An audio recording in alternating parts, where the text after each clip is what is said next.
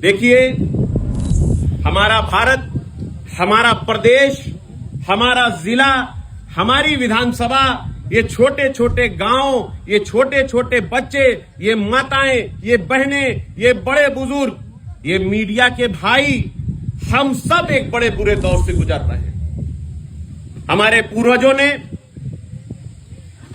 आपके भी पूर्वजों ने, हमारे भी पूर्वजों ने, और यहां अनेकों ऐसे लोग हैं जिनके परिवार के परिजनों ने इस देश की आजादी के लिए, इस लोकतांत्रिक भारत के लिए, इस संविधान के लिए अपने खून पसीने की आहुति दी थी।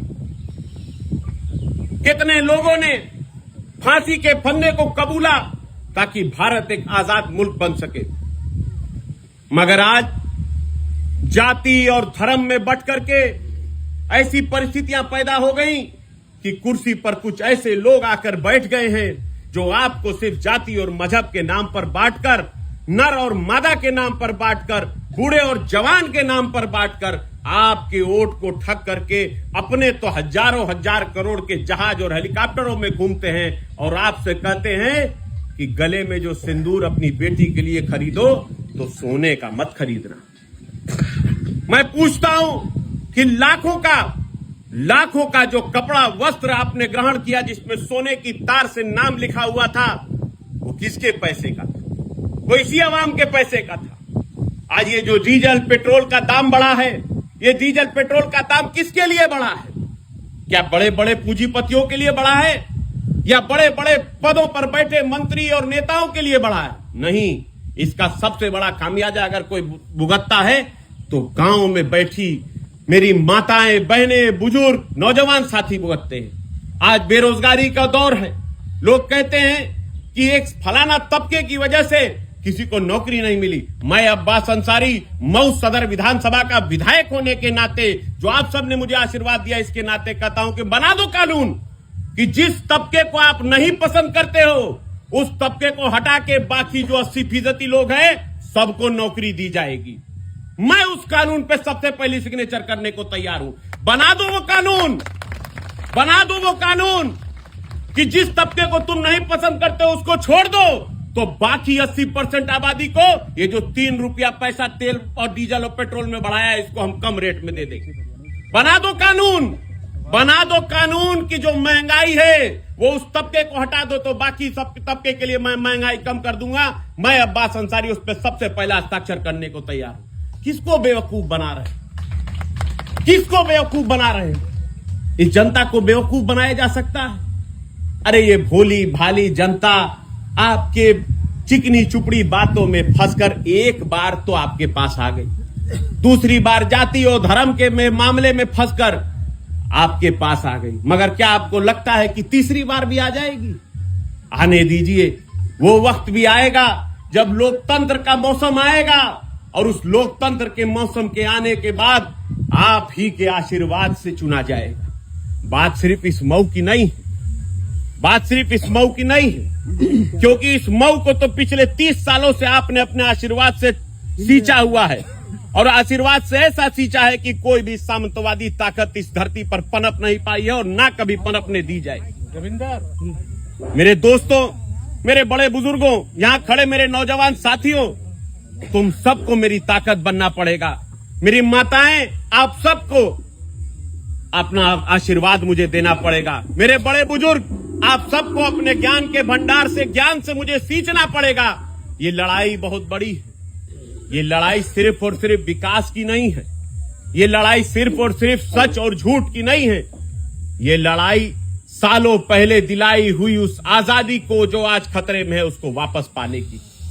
यहां बैठे हैं मेरे प्यारे प्यारे छोटे बच्चे, कल को जब ये बड़े होंगे, जवान होंगे, ये हमसे सवाल पूछेंगे कि जब इस मुल्क की आजादी को, इस लोकतंत्र को कोई कुचल रहा था, मरोड़ रहा था, अपने पैरों के नीचे मरोड़ते हुए ठहाके लगा रहा था, तो हम लोग क्या कर रहे थे? क्या जवाब देंगे हम? यहां बड़े बुजुर्ग बैठे हैं, आपने तो वो दौर देखा है।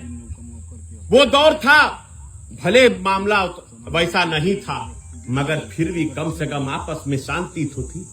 आज महंगाई कहां पहुंच गई, बेरोजगारी कहां पहुंच गई, बात सिर्फ मंच पर खड़े हो गए तो सिर्फ धर्म की, क्या धर्म के नाम पर विकास हो सकता है? हम बात करते हैं जिन देशों की, ये बगल में पड़ोस देश धर्म के ही नाम पे तो बना था, धर्म के ही नाम पे तो बना था। क्या हाल है? जितने भी आसपास में देश बने हैं, जो भी धर्म के आधार पर देश बने, वो देश कभी विकसित देश नहीं बन पाए। हमारी भारत की यही तो पहचान थी कि ये लोकतांत्रिक देश है।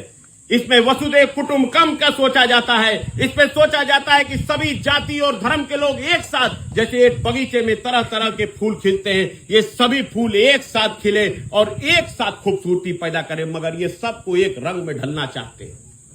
आपसे मैं एक प्रश्न पूछता हूं, अगर आप मेरी बात से सहमत हैं और अपना आशीर्वाद और प्यार देंगे तो आप बताइए, क्या एक रंग का सब कुछ होना चाहिए? जवाब दीजिए। मेरी माताएं, आप लोग जवाब दीजिए, आप लोग सबसे ज्यादा जानती हैं। ये बच्चे जो हैं, ये जब बड़े होंगे तो आपसे पूछेंगे। आप बताइए, क्या सब कुछ एक रंगा अच्छा लगता है या रंग बिरंगा अच्छा लगता है? तो हम लोग कपड़ों पहने लू जा, तो हम में लाली लिपस्टिक का कपड़ा तो अलग अलग रंग का ना होला कि ऊपर से नीचे तक एक रंग का पहन ले लू जा। वही तरह नीचे से ऊपर तक जब हर जगह रंग अलग अलग होगा तो जवाबदेही पैदा होगी, और जब जवाबदेही पैदा होगी तभी विकास होगा। अभी मैं देख रहा था कि हमारे जनपद में बहुत दिनों से मीडिया भाइयों से पता चला कि एक होड़ लगी है, विकास पुरुष कौन। मैं एक सवाल पूछना चाहता हूं, क्या किसी ने अपनी जमीन बेचकर विकास किया है या किसी ने अपना घर बेचकर विकास किया है? आप ही से लिए हुए टैक्स के पैसे को निधि के रूप में लौट कर आया और उसको आपको दे दिया और उसकी ताली बजाएंगे हम? मेरा परिवार आज 18 गांव ऐसे हैं जो हमने अपनी जमीन पर बसाया है। बता दें, यहां जो लोग घूमते हैं, कोई बता दे एक गांव छोड़िए, एक घर भी अपनी निजी जमीन पर बसाया हो। मेरे परिवार ने अपनी खून की आहुति दी है। 14 स्वतंत्रता संग्राम सेनानी दिए हैं, इस देश को अपनी खून दिया है। ब्रिगेडियर उस्मान ज्यादा दूर के नहीं है, यही बगल के हैं मेरे परनाना। डॉक्टर मुख्तार अहमद अंसारी इस देश की आजादी में अपने आप को खड़ा किए। डॉक्टर थे, विदेश में थे, जरूरत नहीं थी, उसके बाद भी आपके बीच में आए। मैं इंटरनेशनल प्लेयर था, स्पोर्ट्स करता था, उस सब के बावजूद भी मेरे पिता यहां से विधायक थे, साजिशों के नाते उनको जेल में बंद किया था, मगर मैं आप सबके बीच में आया करता। ऐसी मजबूरी बनी, परिस्थिति बनी कि उस स्पोर्ट्स को छोड़ करके मैंने राजनीति का राह चुना और आपके बीच में आए। मगर उसके बाद क्या हुआ, मेरे ऊपर मुकदमों की बरसात कर दी गई। इतने मुकदमे लगा दिए गए कि सालों तक मैं जेल से बाहर ना निकल सका। मगर ऊपर वाले का करम, आप सबका आशीर्वाद रहा और न्यायपालिका के ऊपर हम लोगों का विश्वास रहा कि आज छूट के 2-3 दिन पहले मैं आया और मैंने अपना जो आप लोगों के बीच में भ्रमण करने का जो हमें सर्टिफिकेट मिला था, वो सर्टिफिकेट आके जिले के कप्तान को, डीएम साहब को दिया कि मान्यवर, अब मुझे और मेरी जनता के बीच की दूरी बर्दाश्त नहीं होती, अब हमें और उनको बीच में रहने दो। मैं धन्यवाद देता हूं रामधनी चौहान जी का कि आपने मुझे इस गांव की पावन धरती पर बुलाया और मुझे मौका दिया कि इनके आशीर्वाद से जो छोटा सा काम मैं इनके लिए कर पाया हूं, उसका शिलान्यास का मौका दिया। मैं हकदार नहीं था, इसके हकदार तो इस गांव के बड़े बुजुर्ग थे, इस गांव के लोग थे कि जो इसका शिलान्यास करते, क्योंकि उनकी मेहनत की ही कमाई मुझे सरकार के द्वारा दी गई और उसी का इस्तेमाल करके मैंने आपके लिए एक छोटी सी सड़क बनाई और आगे भी आपके बीच में करते रहेंगे। मेरी माताओं, बहनों, मेरे बड़े बुजुर्गों, मेरे नौजवान साथियों, बहुत गर्मी है, ज्यादा लंबी चौड़ी और तकरीर नहीं करेंगे। हम जानते हैं कि जब गर्मी होती है और घर पे जब खाने का समय होता है तो बच्चे भी परेशान होने लगते हैं। इसलिए मैं आप सबको पुनः धन्यवाद देता हूं। आप सबके इस प्यार, स्नेह, आशीर्वाद को अपने दिल में सजो कर रखकर जा रहा हूं और बहुत जल्दी अब अगली बार आऊंगा तो फीता उस बनी हुई सड़क का काटूंगा। इसी के साथ साथ आप सभी का धन्यवाद देते हुए, आप सभी को शुक्रिया अदा करते हुए मैं आप सबके बीच से इजाजत चाह रहा हूं। जय हिंद, जय भारत, जय समाजवाद, जय संविधान, जय भीम, जय हिंद।